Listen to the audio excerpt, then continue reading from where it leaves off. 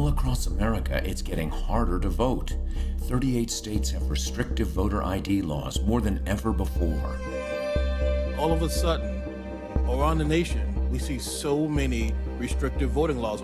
There are tough new laws in Arizona, Florida, Georgia, and North Carolina, as well as many more. Hardest hit by these laws are the disabled, Black and brown voters, new citizens, and young people. Close to 15% of voting-age citizens do not have the form of ID they may need to vote this year. That's almost 35 million Americans. But there's one organization that is getting voters the ID help they need. Vote Riders, nonpartisan and free. Vote Riders aims to reach 10 million Americans before Election Day, ensuring they have a voice in our democracy. Please help us help all eligible voters. Make your tax-deductible donation today. Every vote should be counted, and every eligible American should be able to vote. Thank you.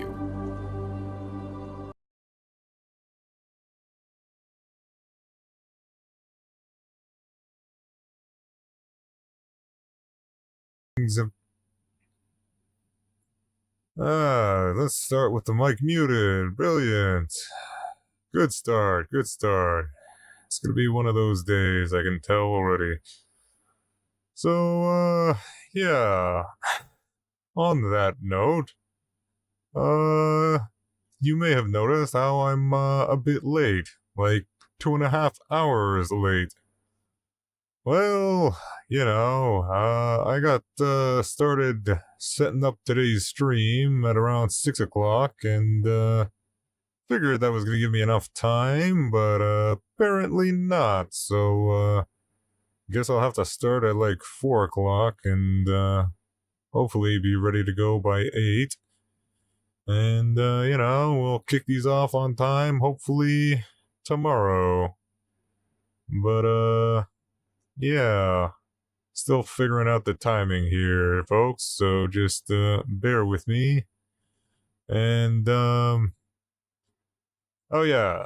so thank you for the few people that sent in emails, but you kinda accidentally doxed yourselves, so I'm gonna have to blur out your names and whatnot. And, if your name is in your email address, I don't know, go ahead and send it from, like, your work email or something. Just save me a little bit of work here. But, yeah, so I don't know, I guess I'll have to pre-record the email section or something like that. I don't know, I'll work out the kinks there as time goes on. But yeah, this is gonna be a little quickie live stream since, I don't know, we're getting such a late start at it. So, yeah, let's just jump right into the news, shall we? Let's see what we got here. Alright, first story. Trump gave COVID tests to Putin. Oh, actually, no. Trump gave COVID test machines to Putin. So, last week it was revealed that while in the early days of the pandemic, when store shelves were empty and the morgues were so full that they were stacking up dead bodies in refrigerated trucks, remember those days? Weren't those fun? Trump was busy sending COVID testing machines, and let me be clear, since I keep seeing this being misreported, he didn't just send COVID test kits, he sent reusable COVID testing machines to Putin. These things. So, yeah, he could, that means that Putin could test himself, his family, his staff, and anybody else he wanted an infinite amount of times. While regular Americans were desperate to just get their hands on those little disposable test kits, Trump was sending reusable COVID test machines to a murderous dictator whose favorite hobby is throwing his opponents out windows. So yeah, great fella, ain't he? But Trump has a long history of sucking up to dictators. After all, one of his favorite people to shout out at his rallies, besides Hannibal Lecter, is Viktor Orban, the president of Hungary, who also is widely considered to be a dictator. There's his ugly mug. You know what? I kind of see the resemblance between him and Trump. I was very honored as a man. Viktor Orban. Did anyone ever hear of him? He's probably like one of the strongest leaders anywhere in the world, and he's the leader of, right? He's the leader of Turkey. Fronts on both Russia. Yeah, he's actually the leader of Hungary, not Turkey. But, you know, orange idiot doesn't even know which dictators he likes. And how could we forget that time he was palling around with Kim Jong-un, the dictator of North Korea, whose favorite hobbies includes feeding his family to dogs and regularly threatening to nuke the U.S. And while on his little North Korean getaway, Trump decided to become the first U.S. president to ever to salute the general of an enemy military. Which even had little Kim back there looking at him like, what the fuck are you doing, guy? Anyway, back to Trump and his Russian butt buddy. Apparently, the two lovebirds are such good pals that Trump has had 7 phone calls with Putin since Trump left office. Which, by the way, is a clear violation of the Logan Act. Which states the Logan Act is a law that criminalizes the negotiation of a dispute between the United States and a foreign government by any unauthorized American citizen, which Trump would be classified as if, he ain't in office, which he wasn't when he's having all these phone calls with him.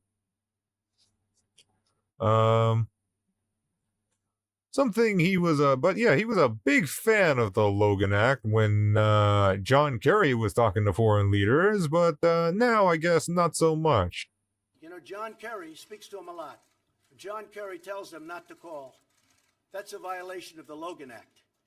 And frankly, he should be prosecuted on that, but my people don't want to do anything that's only...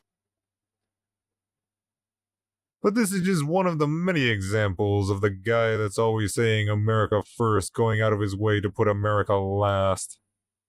Tonight, a blockbuster new account of Donald Trump's close relationship with Vladimir Putin, their alleged private phone calls after Trump left office, and news that Trump secretly sent the Russian president COVID equipment. CBS's Scott McFarland has the new details. During the early days of the pandemic in 2020, then-President Donald Trump sent Russian President Vladimir Putin COVID-19 test machines, according to the new book War by Bob Woodward, who sat down with CBS Sunday Morning. These are precious assets to anyone in the world and the country, and he gives it to him for his personal use. Vice President Kamala Harris responded today during an interview with Howard Stern. Everybody was scrambling to get these kits, the tests, the COVID test kits. Couldn't get them. Couldn't get them. Right. Couldn't get them anywhere. Right. And this guy who is president of the United States is sending them to Russia, to a murderous dictator for his personal use? Even after he left office, Trump stayed in touch with the Russian leader, according to Woodward. He cites an unidentified Trump aide who said the former president had as many as 7 private calls with Putin, even one early this year when Trump was urging Republicans to block additional aid to Ukraine in its fight against Russia. The newly revealed contacts raise additional questions about Trump's relationship with Putin. In the recent presidential debate, Trump twice refused to say who he wanted to prevail in the war with Ukraine. Do you want Ukraine to win this war? I want the war to stop. The vice president told 60 Minutes Trump would have allowed Putin to conquer Ukraine. Donald Trump, if he were president, Putin would be sitting in Kyiv right now. He talks about, he can end it on day one. You know what that is? It's about surrender. Woodward, who rose to fame investigating Watergate, writes in the book, Trump was far worse than Richard Nixon.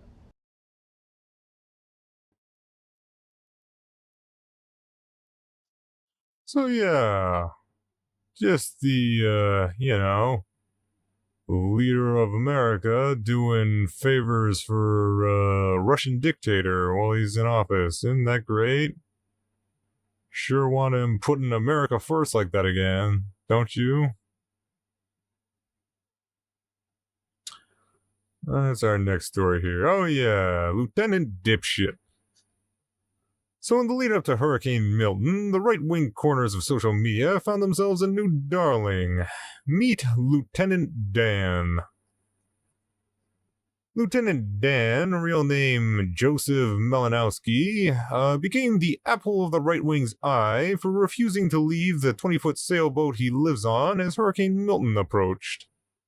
Alright, Dan, the people that are new, explain to them why you're deciding to stick out a Category 5, one of the worst hurricanes in Tampa history, out on a 20-foot sailboat in Tampa Harbor.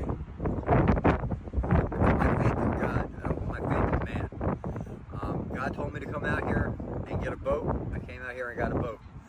And everything that he's been telling me over the last 2 days is I'm doing the right thing. He's got my back.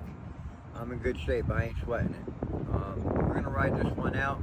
We got set up the way we know what we're doing. And as long as the water just keeps rising, we'll be fine. Will you be wearing a life jacket? Hell no. Are you going to be able to swim if it need be? In circles.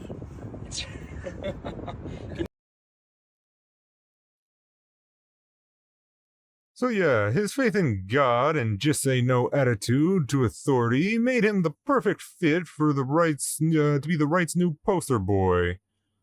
So after noticing Malinowski seems to be running low on feet these days, social media dubbed him Lieutenant Dan, a reference to the legless boat captain character from Forrest Gump. So as the storm approached, fans on TikTok became more invested in Dan's well-being, with people regularly going back to check up on him. Are you okay? Yeah. Everybody's been worried. Oh, no, I'm fine. I needed to cut that line, that anchor that's holding me right here. And I'm banging up against the It's wall. been windy. It's a little bit of a down spot now, but you're gonna stay here though? Yeah. I'm just trying to get over there. All right, we're over here if you need us. Okay. This led to him being gifted a $100,000 yacht from right-wing moron Aiden Ross, who's most well known for sniffing Andrew Tate's chair and not being able to read. You know, I have work to do. I'm done. I fixed it. Where you going? I'm ready, bro. I'm really gonna do this shit. Y'all don't understand, bro. I'm really.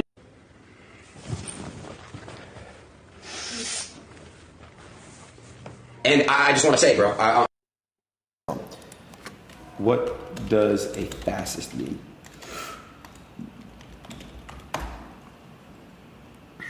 It means you are a far right authorization on ultra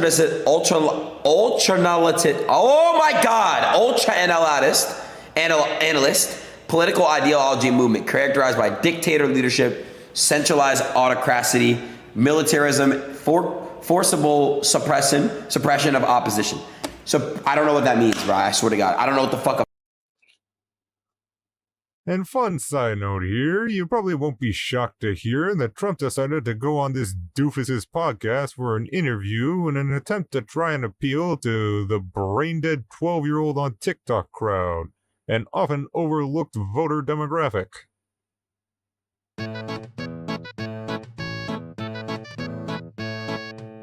Not good, but So nice. not only enough. Not only enough. Music back then just hit way better than now, though. They're legends. I'll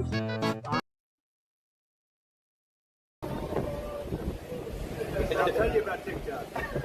Trump is going Anyway, back to Lieutenant Dan. As Hurricane Milton was downgraded to a Category 3 and finally made landfall, Lieutenant Dan's past was also washing ashore, with online sleuths discovering that dear old Dan ain't such a great guy after all. Turns out, not only does Lieutenant Dan have a rap sheet a mile long, but apparently he's also a fraud who started a GoFundMe where he managed to raise over $40,000 right before relocating to the worst area in Tampa Bay, presumably to garner sympathy from people online. Turns out Lieutenant Dan is a fraud who started a GoFundMe 3 weeks ago, right before relocating to the worst areas in Tampa Bay. He's already raised over $20,000. He's also been charged with assault of a police officer and an EMT. Quit promoting this guy. Among Malinowski's laundry list of felonies are charges from 2004 for kidnapping, predatory sexual assault, and child pornography. He's also been charged with assault of a police officer and an EMT.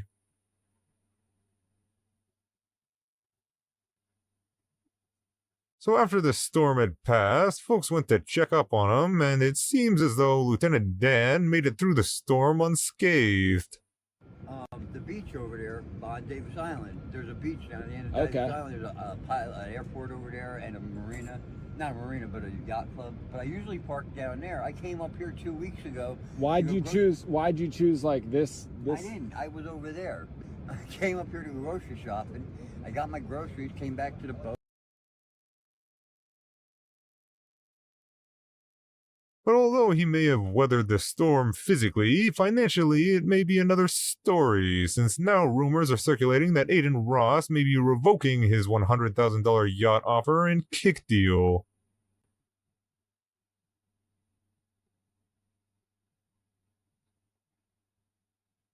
Maybe poor old Lieutenant Dan would have had more luck running for president, since apparently MAGA doesn't mind if you're a criminal then.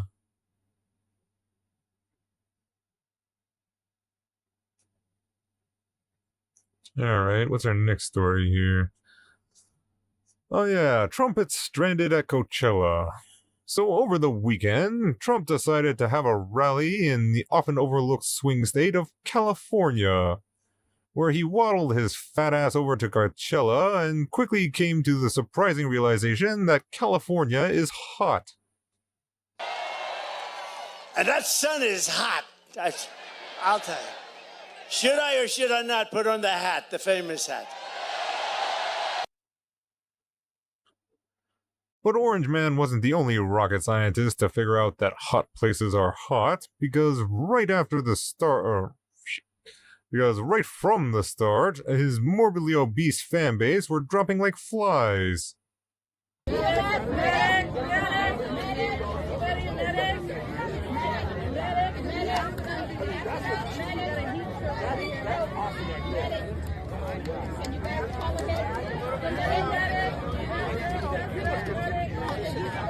He's passed out.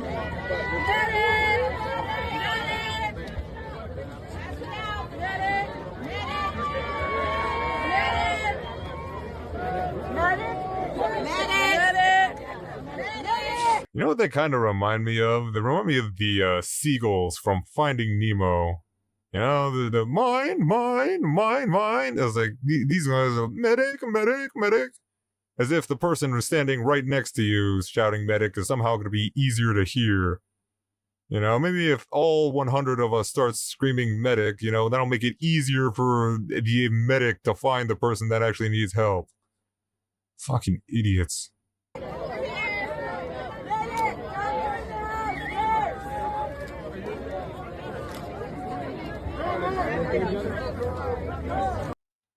But yeah, things were off to a great start. But after rounding up his few surviving supporters for a photo op while he bored them to death with a 2-hour-long ramble session, he later took to social media to again falsely claim that he had 100,000 people in attendance. Come from all over the world. We settled them into European experience. They can now prey on innocent Americans for a while. If Kamala gets 4 more years, the entire country will become like the migrant camp of LA and San Francisco. What the hell is that? Look, it's Abraham Lincoln.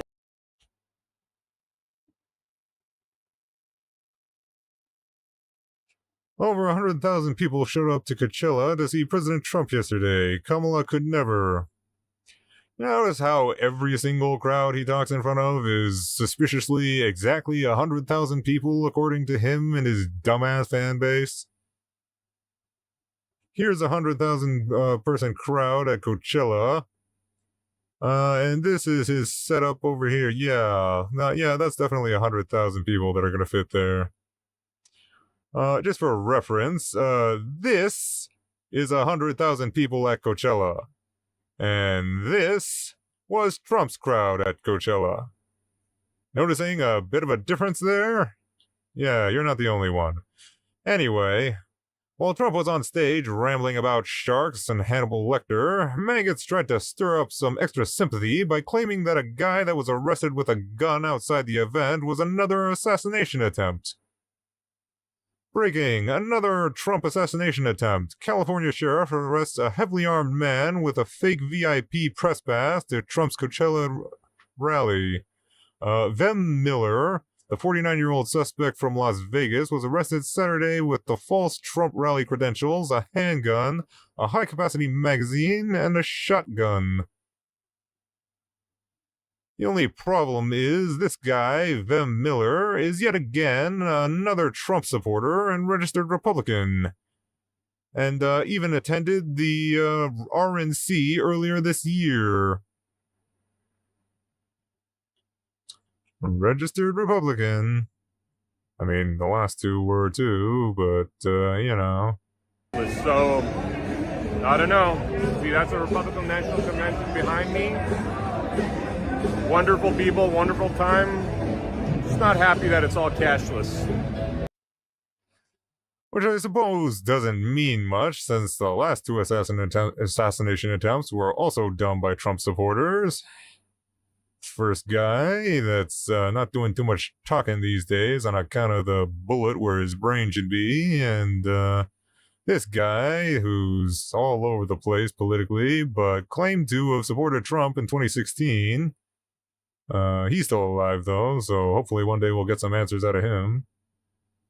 But Miller was quickly released on $5,000 bond and immediately went to social media to rain on MAGA's little pity party. I'm a Trump caucus captain. I've collected votes for Donald Trump, and I'm also a Trump team leader. I would say in the last 4 years, I've been to a countless number of Trump rallies and Trump events. I have been, and this is again verifiable, pretty much this far away from the former president to a point that I could touch him. I've talked to Don Jr., I've talked to Eric Trump. I know a lot of people within the Trump family and the extended family. And I have been integrally involved. And if I was to guesstimate, and this is again verifiable, I'm sure the Trump campaign has records of all the guest passes they've issued me, the special passes they've issued me. I mean, we're talking about potentially, I don't know, 20 something more. I don't even remember. Cool. But the most interesting part of Trump's trip to Coachella was what happened after. Because despite MAGA constantly claiming that Kamala buses in actors to fill her crowds, it was ironically Trump that had people bust into his rally this time. Trump, Trump, Trump, Trump, Trump, Trump, Trump, Trump, Trump, Trump, Trump. Okay, so the line for the bus was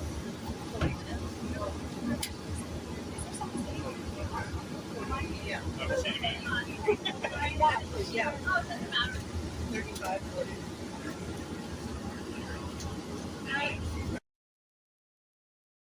But while Trump managed to herd his sheep over to the event for his little photo op, it seems he didn't bother to pay for the ride home.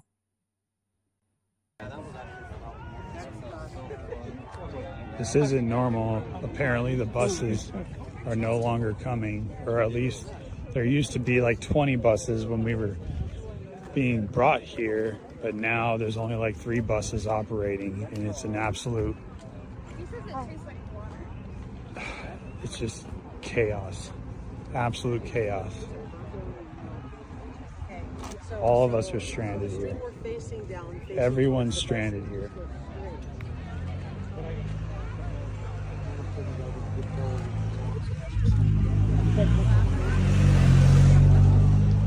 They didn't have much left.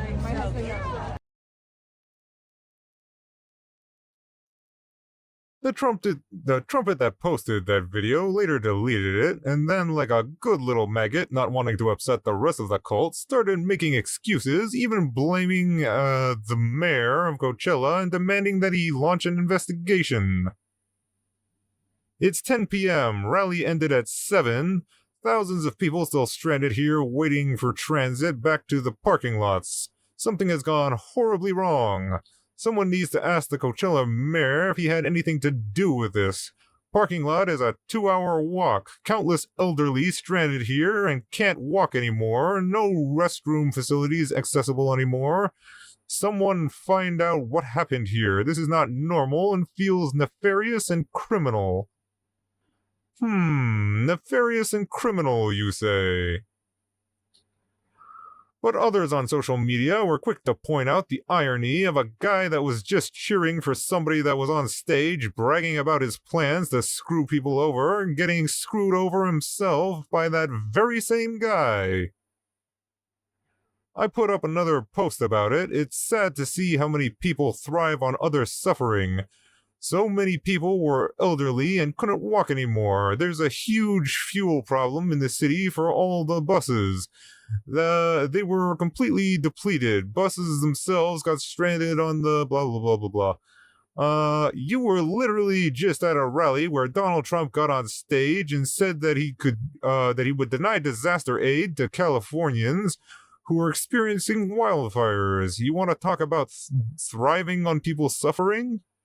And yeah, he got ratioed out of existence. To which he responded in typical MAGA fashion.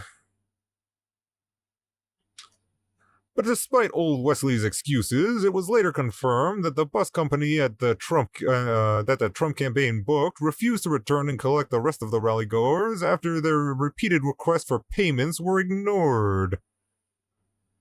So now confirmed, the bus company that the Trump campaign booked refused to return and collect the visitors to the rally after the repeated requests for payment were ignored. Another example in the long history of Trump not paying his bills. See building suppliers in New York. So yeah, yet another perfect example of Trump not paying his bills and not giving a rat's ass about the only people dumb enough to still support him. Because I don't want anybody going on me. We need every voter. I don't care about you. I just want your vote. I don't care. Yeah, ain't he great? Okay, so yeah, that's pretty much it for today. It's gonna be a short one because, you know, I got started 2.5 hours late. And I gotta figure out how I'm gonna do these emails. So yeah, feel free to keep sending them in. Just don't dox yourself this time. You can put your first name in there, but you know, leave the last names out of it. And you know, I guess I'll blur out your email addresses. And yeah, I'll figure out a way to do all that later. But yeah, tomorrow, God willing, we will be here at 8 o'clock. So I'll see you then. Thanks for tuning in, and see you later.